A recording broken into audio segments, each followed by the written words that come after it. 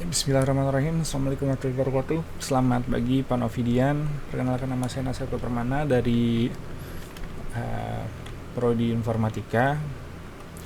Pada hari ini saya akan menjelaskan sedikit tentang pemodelan sistem informasi. Di sini saya mengambil kasus dari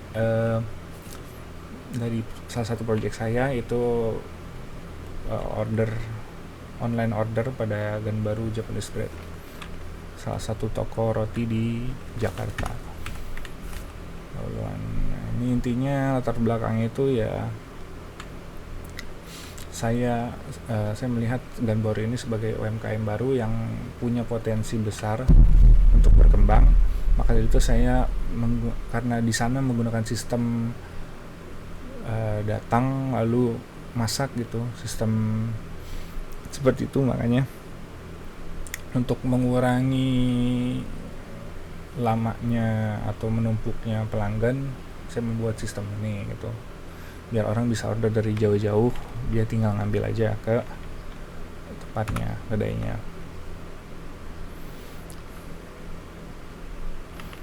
Alasannya sendiri ya karena yang pertama itu transaksinya masih menggunakan sistem manual, yang kedua terdapat menu yang membutuhkan waktu lama untuk dibuat.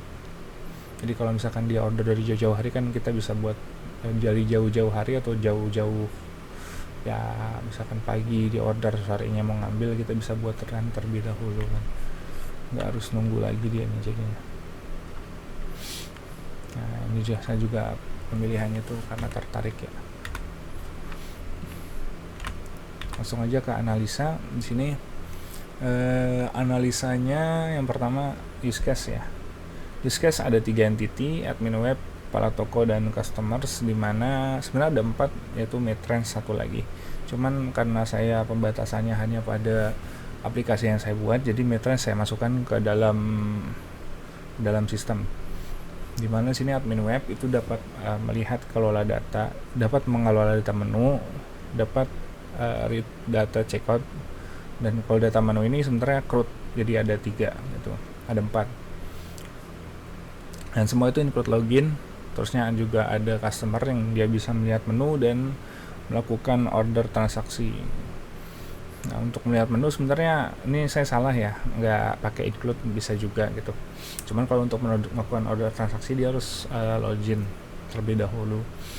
Sementara itu juga melakukan order transaksi juga nanti akan bersinggungan dengan aplikasi Midrange, jadi saya menggunakan extend di sini. Dan untuk kepala toko dia hanya dapat mengelola Midrange saja karena nggak terlibat langsung dalam sistem. Masuk ke activity diagram. Yang pertama ini adalah login user. Login user yang saya buat itu menggunakan Google Authenticate. Jadi loginnya tuh harus menggunakan Google, nggak bisa menggunakan yang lain, ID atau password. Nah di sini alurnya adalah yang pertama adalah membuka halaman login, yang kedua menampilkan halaman login, yang ketiga itu kita memilih akun Google-nya. Nanti ada decision di sini, apabila sudah tertaut itu maka kita hanya tinggal milih aja akun yang pengen di loginin. Kalau misalkan belum ada yang tertaut, biasanya tuh suruh input dulu email dan passwordnya. Kalau misalkan, nah di sini kalau misalkan suruh input, nanti juga ada decision lagi. Kalau misalkan dia valid inputannya, maka dia akan login. Kalau misalkan salah, dia akan balik ke tampilan login lagi. Yang kedua ada activity login dari sisi admin. Admin di sini saya buat tidak bisa menggunakan Google ya, jadi sini hanya ID dan password saja. Yang pertama ya itu masuk ke halaman login password, login admin. Yang kedua masuk ke tampilan login admin. Yang ketiga masukkan ID dan password. Nanti di situ ada decision seperti biasa. Kalau misalkan valid dia lanjut, kalau nggak valid dia balik ke tampilan login. Setelah itu akhirnya itu akan masuk ke homepage out yang sudah authenticate. Nah, di sini salah satu yang bisa dilakukan oleh admin yaitu adalah tambah data menu, dimana kita masuk terlebih dahulu ke dashboard menu. Selanjutnya nanti kita bisa menampilkan halaman dashboard menu, kita tekan tambah menu. Selanjutnya nanti akan menampilkan halaman tambah menu, kita input menunya di situ. Nanti kita tinggal ada di sisi situ, tinggal kita simpan atau mau kita cancel. Kalau cancel ya balik lagi ke halaman dashboard menu. Kalau misalkan kita simpan, masuk ke database dan menampilkan pesan berhasil. Update data menu. Update data menu di sini hampir sama, gitu. Pilih halaman dashboard menu, selanjutnya pilih halaman menampilkan edit menu. Menampilkan halaman dashboard menu, tekan edit menu, menampilkan edit menu. Bisa, dan itu kita ubah menu. Kalau misalkan cancel ya balik ke halaman dashboard. Kalau misalkan lanjut itu di update, terupdate datanya di database dan menampilkan pesan berhasil. Terusnya ada hapus. Yang pertama adalah pilih dashboard menu, kedua menampilkan dashboard menu, terusnya menampilkan pesan hapus, notifikasi pesan hapus. Kalau misalkan kita tekan hapus maka dia akan terhapus. Kalau misalkan kita cancel balik lagi ke halaman awal. Kalau kita hapus nanti akan terhapus di database dan akan menampilkan pesan berhasil terhapus. Nah, ini checkout transaksi ini dimiliki oleh customer, dimana customer itu kalau mau melakukan order ya dia harus checkout terlebih dahulu. Di sini yang pertama bisa kita pilih order, terus tampilin ordernya, nanti kita pilih menu, terus nanti setelah itu mengirim URL, di mana URL tersebut adalah mendirect ke halaman form order. Nanti kita ngisi form order di sana, kita confirm. Kalau misal cancel balik ke awal, kalau misalnya kita confirm dia akan send data ke Mitrans terlebih dahulu sebenarnya. Send data ke Mitrans yang nanti akan dapat status callback berupa waiting dan mendapatkan link juga untuk pembayaran. Saya itu send data ke Mitrans, update data URL payment. Nah ini yang tadi yang saya bilang, masuk ke dashboard payment, saya pilih bayar. Setelah itu menampilkan form bayar, menampilkan metode bayar Mitrans.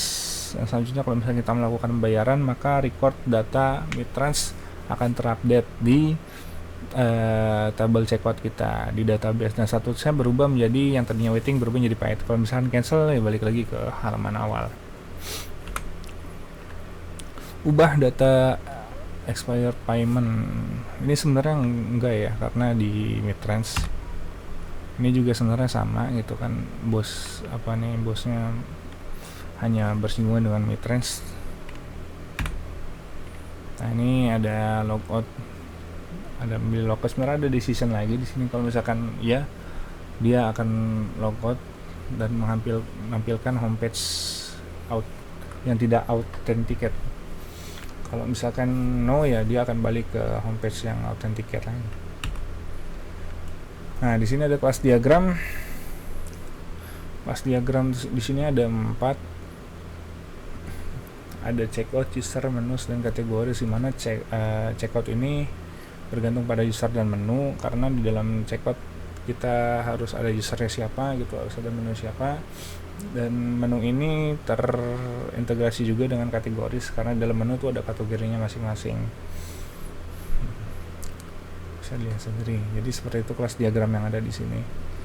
Nah, checkout sendiri pun dia memiliki beberapa data yang bisa dilihat dan memiliki function juga. Functionnya itu adalah insert data, terus juga request data API, get data API, dan update data API. Untuk users dia bisa insert data dan update data aja, karena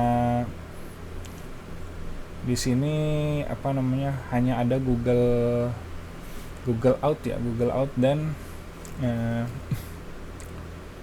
login menggunakan ID dan password biasa. Dan itu juga ID passwordnya udah paten, jadi nggak dibuat, nggak ada form register. Selanjutnya ada di sini ada menus.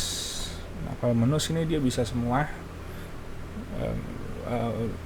dari bagian CRUD-nya gitu, bisa lihat data, bisa insert, update, delete, pilih menu gitu. Dimana nanti ini terintegrasi dengan kategori, dan di kategori sendiri ada ID-nya tuh. Ada, dan fungsinya itu ya hanya bisa lihat data dan pilih kategori saja. Oke, mungkin sekian itu dari saya ya. Kurang lebihnya mohon maaf. Wabillahi taufiq wal hidayah. Wassalamualaikum warahmatullahi wabarakatuh.